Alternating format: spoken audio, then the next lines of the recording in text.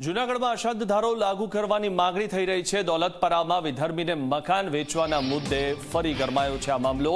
સ્થાનિકોએ કલેક્ટરને આવેદનપત્ર પાઠવ્યું। અશાંત ધારો લાગુ કરવા લોકોએ માંગ ઉઠાવી છે। હિન્દુ વિસ્તારમાં વિધર્મીને મકાન વેચવા સામે વિરોધ દર્શાવ્યો છે, ત્યારે અશાંત ધારો લાગુ નહીં કરાય તો આંદોલન કરવાની ચીમકી પણ ઉચ્ચારાઈ છે। હિન્દુ વિસ્તાર બચાવો।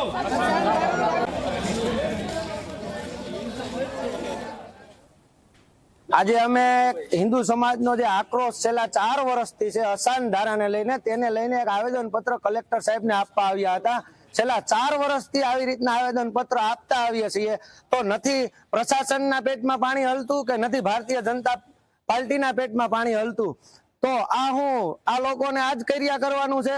એટલે હવે જો આવનારા સમયમાં, ટૂંક જ સમયમાં જો અશાંત ધારો નહીં લાગુ પડે તો અમે જૂનાગઢને, હિન્દુ સમાજને, સાધુ સંતોને, તમામ હિન્દુ સંગઠનોને સાથે લઈને ઉગ્ર આંદોલન કરવા જઈ રહ્યા છીએ।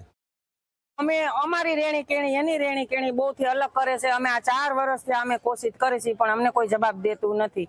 અને અત્યારે અમે આવ્યા છીએ, અમારે આ તાત્કાલિક પ્રમાણપત્ર છે, આ અશાંત ધારાનું આરોગ્ય પત્રક, અમારું તાત્કાલિક રજૂઆત કરીને અને અમારે ઘણી મુશ્કેલો આવે છે, પણ આમાંથી અમે થાકી ગયા છે। અમારી સોસાયટી આખી મજૂરવાળી છે, કોણ નીકળી કરે।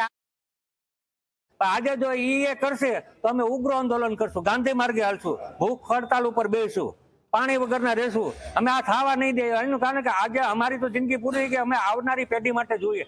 એને જોયું નજરે કે જુનાગઢની અંદર આવી સોસાયટી કેટલી ફેલ થઈ ગઈ છે। 10 લાખના મકાન હોય તો 2-2 લાખમાં દેવા પડ્યા છે, નજરે જોયેલા છે।